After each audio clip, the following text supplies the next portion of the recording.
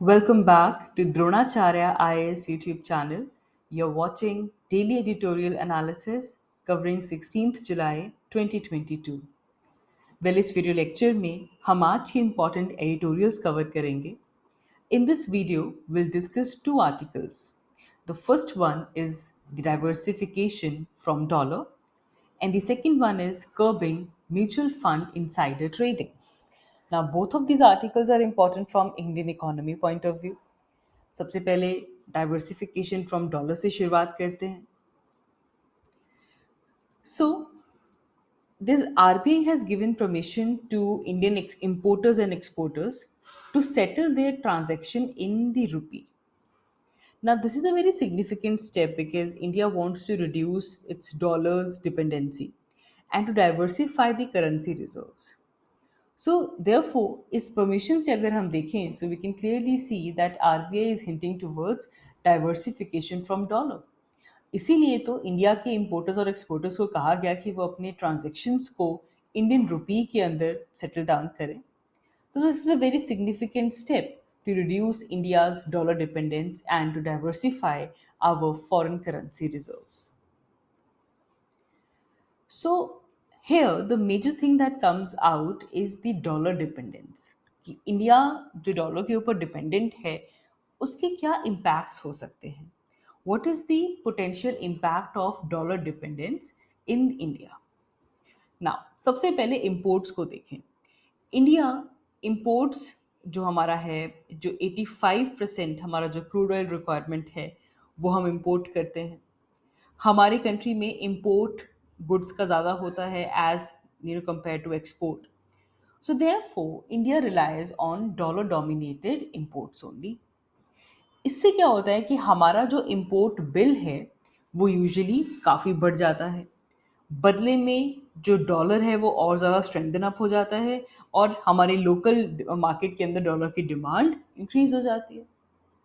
इस पूरे साइकिल को समझो. हम इंपोर्ट ज़्यादा कर रहे हैं एज कम्पेयर टू एक्सपोर्ट. अब जिससे हमारा इंपोर्ट बिल बढ़ जाएगा, डॉलर की डिमांड बढ़ जाएगी, राइट. अब इससे हमारा ऑलरेडी जो इंपोर्ट और एक्सपोर्ट का डेफिसिट है वो वाइडन अप होना शुरू हो जाता है. और अगर ये गैप आउट ऑफ कंट्रोल हो जाए, this can even lead to BOP crisis, balance of payments crisis. Now although the risk of this are low in the current context. अगर हम करंटली हमारी इंडियन इकोनॉमी देखें तो बैलेंस ऑफ पेमेंट का crisis it is no not in the radar right now. But साथ ही में हम अगर इंडियन इकोनॉमी की सिचुएशन देखें तो F P I pull out हो रहा है, फॉरेन पोर्टफोलियो इन्वेस्टर्स इंडिया से जा रहे हैं. अब इससे जो डोमेस्टिकली हमारी डॉलर की डिमांड है वो और भी ज़्यादा वर्सन अप होती जा रही है. पहले ही रुपी डिप्रिशिएट हुआ, डॉलर स्ट्रेंथन अप हो गया, ट्रेड डेफिसिट बढ़ गया. उसके बाद हमारा जो एफ पी आईज हैं उनका भी जो आउटफ्लो है, जो पुल आउट है, वो शुरू हो गया. सो इससे होगा क्या? जैसे कि हमने कहा कि अब जब देखो, जब डॉलर स्ट्रेंथन अप हो गया तो इसके चक्कर में जो रुपी है वो डिप्रिशिएट कर जाएगा बिकॉज रुपी के पास और कोई चॉइस ही नहीं है to give in. But since the beginning of the year rupee has lost about 6% of the value against dollar. Dollar के कंपैरिजन में इंडिया, हमारा जो इंडियन करेंसी है रुपी, 6% वैल्यू में डिक्रीज हुआ है. देन डोमेस्टिक इन्फ्लेशन का भी इम्पैक्ट है यहाँ पे. There are many essential commodities and intermediate goods जो कि इंडिया इंपोर्ट करता है, they are getting costlier. इससे हमारी जो डोमेस्टिक इन्फ्लेशन है वो और भी ज़्यादा बढ़ती जा रही है. ऑल्सो रेमिटेंसेज क्या है? ऐसे इंडियंस जो कि मनी रेमिट करते हैं इन डॉलर्स ताकि इंडिया में जो उनके रिलेटिव्स हैं उनको वो सपोर्ट कर सके. So now Indians who are remitting money in dollars to support their family will need to shell out more now. अब क्योंकि जो रुपी है वो लगातार डेप्रिशिएट होता जा रहा है, it is also forcing RBI to increase the interest rates which are very quickly और very steepingly than in the originally which was intended. So here you can see a cycle of consequences that is happening as an impact of dollar dependence in India. तो अब किस तरीके से अभी जो RBI ने जो डिसीजन लिया है कि जो सेटलमेंट सिस्टम किया जाएगा, इंपोर्टर्स और एक्सपोर्टर्स को कहा गया है कि वो आप रुपी में करो। अब इससे क्या होगा? देखिए, जो सेटलमेंट मैकेनिज्म है उसे इस तरह डिज़ाइन किया जाएगा that it will need to involve only the trading partner country and the bank. इसमें जो भी एक्सपोर्ट और इंपोर्ट के जो इन्वाइसेस हैं वो रुपी में आएंगे, और सेटलमेंट यहाँ पे जो मार्केट डिटरमाइंड एक्सचेंज रेट है उस लेवल पे होगी। अब इससे क्या होगा कि जो इंडियन बैंक्स हैं उनको अलाउ किया जाएगा कि वो एक स्पेशल रुपी वॉस्ट्रो अकाउंट खोलें for the banks of partner trading country. जो ट्रेडिंग कंट्री है उनके बैंक्स के लिए इंडियन बैंक्स के अंदर आपको वॉस्ट्रो अकाउंट खोलना पड़ेगा। अब इंडियन इंपोर्टर्स जो भी पेमेंट करेंगे या फिर इंडियन एक्सपोर्टर्स को जो भी रिसीवेबल्स मिलेंगे, everything will be channelled through this Vostro account. ये जो प्रोसेस है ये पहले भी टेस्ट किया जा चुका है। ईरान से हम जो क्रूड ऑयल मंगाते हैं उनमें ऑलरेडी ये सेटलमेंट सिस्टम रुपी के बेसिस पे किया गया है। अब यहाँ पे जो वॉस्ट्रो अकाउंट है ये सबसे इंपॉर्टेंट पार्ट हो गया, जिसमें जो फॉरेन बैंक है वो एक एजेंट के जैसे एक्ट करेगा and they will be providing you the financial services on behalf of the domestic bank. Vostro का अगर हम मतलब देखें, it basically means your, which is as in your account. तो जो ट्रेडिंग कंट्री है वो इंडियन बैंक्स में वॉस्ट्रो अकाउंट खोलेंगे एंड इसके थ्रू जो एक्सपोर्टर इंपोर्ट के जो पेमेंट्स हैं, जो सेटलमेंट्स हैं, वो रुपी में किए जाएंगे and this will be done at the market determined exchange rate. तो अब इससे होगा क्या? अब देखिए, ये एक तरह का ऑल्टरनेटिव मिल गया। अगर हम आरबीआई के इस मूव की सिग्निफिकेंस जाने तो this is basically an alternative method of trade settlement. इसमें हमारे जितने भी इंटरनेशनल ट्रेडिंग ट्रांजैक्शंस हैं वो इंडियन करेंसी में होंगी, जिससे कि पूरा का पूरा जो मैकेनिज्म है वो और स्ट्रांग होगा। Then we will enter into bilateral agreements, जिसमें जितने भी हमारे ट्रेडिंग पार्टनर कंट्रीज हैं सबको इसी तरह की different methods of trade settlements दी जाएंगी, ताकि अल्टीमेटली हमारी जो डॉलर के ऊपर डिपेंडेंस है वो भाई कम हो। इससे इमीडिएटली अगर हम देखें तो जो प्रोसेसिंग हमारे ट्रेड ट्रांजैक्शंस जो रशिया के साथ हो रहा है, इट विल बी इजियर, क्योंकि रशिया यूक्रेन वॉर के बाद we know we have followed this कि रशियन बैंक्स को स्विफ्ट यूज करने से बार ऑफ कर दिया गया, which is a messaging system. तो इससे अल्टीमेटली जो प्रोसेसिंग है, जो ट्रेड ट्रांजैक्शंस हैं, वो इजी हो पाएंगी between India and Russia. And इससे जो हमारी एक्सचेंज रेट का जो इशू है, जो बर्डन है इंडियन एक्सचेंज रेट का, वो ईज आउट हो पाएगा। हमारा एक्सटर्नल अकाउंट इससे बेहतर हो पाएगा। ऑल्सो अभी जो एक्सटर्नल ट्रेड है आप उसको इंडियन रुपी में सेटल डाउन करेंगे तो हमारी जो वल्नरेबिलिटी है which is shown with the dollar strength, वो यहाँ पे रिड्यूस होगी। इंडिया के अंदर जब डोमेस्टिक डिमांड डॉलर की बढ़ जाती है तो ऐसे केस के अंदर जो वॉलेटिलिटी आती है एक्सचेंज रेट में, वो यहाँ पे डिक्रीज होगी। अल्टीमेटली जो आउट पेसिंग सप्लाई के लिए जो डॉलर की डिमांड है जब वो कम होगी तो अल्टीमेटली जो वॉलेटिलिटी है वो रिड्यूस हो जाएगी। Also it's a very definitive step towards internationalising rupee. Rupee को इंटरनेशनल लेवल पे यूज़ करने के लिए ये एक बड़ा स्टेप है, और इससे जो यूएस के जो डॉलर की डोमिनेंस है उसे कहीं ना कहीं एक हेज मिल सकता है। It is also a way to avoid difficulties which can arise out of the future geopolitical tensions. अब डॉलर में ट्रेड नहीं कर सकते, अब रशिया के साथ जियोपॉलिटिकल टेंशन के साथ ट्रेड जो है वो इंटरवीन हो गया, लेकिन अगर इस तरीके से रुपी को यूज करके सेटलमेंट्स की जाएंगी तो it will reduce this as well. Also अब हमने देख लिया कि इंडिया के अंदर जो इम्पोर्ट्स होते हैं they are more than the export. अब जो वॉस्ट्रो अकाउंट है वहां पे सरप्लस होगा एंड इससे आपको कैपिटल मिल पाएगी, there will be capital there for your current account transactions as well. So overall it's a very big move to reduce India's dependence on the dollar. Moving ahead, हमारा next article भी economy point of view से important है। It is about curbing mutual fund insider trade. तो अभी सेबी का एक consultation paper आया है जिसमें उन्होंने ये प्रपोज किया है कि कुछ स्पेसिफिक प्रोविजंस को ऐड किया जाए जिससे कि जो इनसाइडर ट्रेडिंग रेगुलेशंस हैं उनके ऊपर कुछ प्रोहिबिशंस लगा सकें so that we can prevent the insider trading in mutual fund units. And अब इसको बिल्कुल सिंपल शब्दों में समझे तो आपने क्या देखना है कि सेबी म्यूचुअल फंड्स में इनसाइडर ट्रेडिंग को कर्ब करना चाहता है। SEBI wants to prevent insider trading in the mutual fund units. तो अब वो कौन सा ऐसा इशू है जो कि इन कंसल्टेशन पेपर्स में पॉइंट किया गया। देखिए, इनसाइडर ट्रेडिंग क्या होती है? इनसाइडर ट्रेडिंग बेसिकली मीन्स कि जो पब्लिकली ट्रेडेड कंपनी स्टॉक होते हैं, उनकी बाइंग और सेलिंग चल रही है by someone who has non public and material information about the stock. समझ रहे हैं?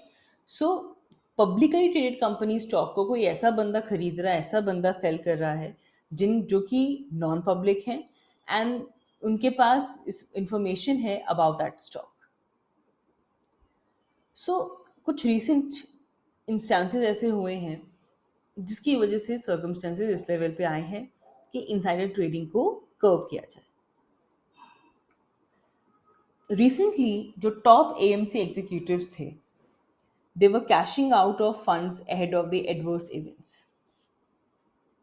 right? उनको पता था, they were the top of the AMC, they were the executives, तो वो अपने फंड्स कैश आउट कर रहे थे ahead of the adverse events. So this basically affected the value for public unit holders. Basically जो फ्रैंकलिन टेम्पटेलॉन केस रिसेंटली हुआ था, ये उसका इशू है कि जो एएमसी एग्जीक्यूटिव्स थे वो अपने फंड्स कैश ऑफ करने शुरू कर दिए। अल्टीमेटली से जो पब्लिक यूनिट होल्डर्स थे उनकी वैल्यू के ऊपर इफेक्ट पड़ गया। In many situations insider will access to the unpublished information to avoid losses and to make unfair profits।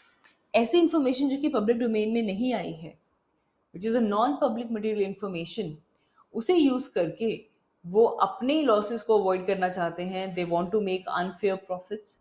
ऐसी सिचुएशन में इनसाइडर ट्रेडिंग नुकसानदायक है। Also mutual fund insiders they can get the wind of redemption pressure. Liquidity issues जब आते हैं तो pressure आता है। फंड मैनेजर एग्जिट और एंट्रीज जो होती हैं, that is an issue. And जो गवर्नर लैप्सेस हमें देखने के लिए मिलते हैं, regulatory investigations, all of these all these things act on such information। So इस कंसल्टेशन पेपर में क्या प्रपोज किया गया, इस यहाँ पे जो म्यूचुअल फंड इनसाइडर ट्रेडिंग है, इसे इसे थोड़ा टाइटन अप किया गया। द कंसल्टेशन वाज कि they should be tightening the screws of mutual fund insider trading. अब यहाँ पे क्लोजर पीरियड को डिक्लेयर किया गया। इट बेसिकली वांट्स एएमसी जैसे जो कॉर्पोरेट्स हैं to declare their closure period ahead of the specified material event during which the designated AMC officials cannot buy or sell their own scheme। क्या समझे कि एक क्लोजर पीरियड डिक्लेयर किया जाएगा, कोई ऐसा इवेंट आ रहा है उससे पहले, ताकि जो भी एएमसी ऑफिशियल्स हैं वो उस टाइम पे कोई भी अपनी खुद की स्कीम बाय और सेल ना कर पाए, because it's unfair. They have non public knowledge, they have non public information, they can use it to avoid their losses or to get the unfair profit।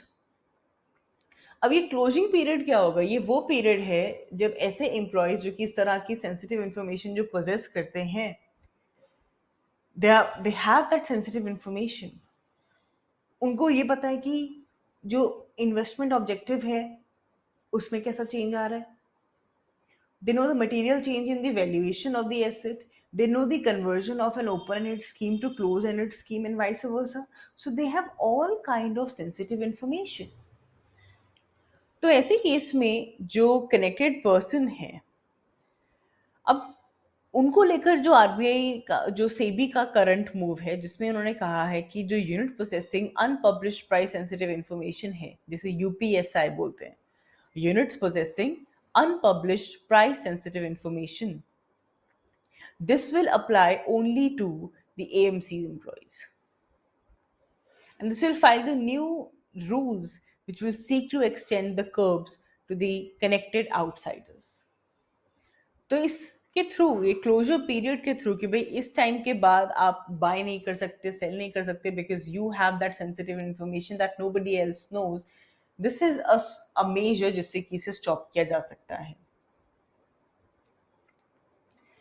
अब जो कनेक्टेड पर्सन है उनको define किया गया है कि इस तरह के एम्प्लॉयज़ हैं जो कि in the employees of the sponsor और the trustees of the AMC, या फिर कोई फंड रजिस्ट्रार है, कोई फंड अकाउंटेंट है, कोई एएमएफआई ऑफिशियल है, कोई ऑडिटर है, कोई बैंकर है, कोई लीगल एडवाइजर है, कि इन सब के पास इस तरह की इंफॉर्मेशन है जो कि मासेस को नहीं पता, so they will be called as the connected person.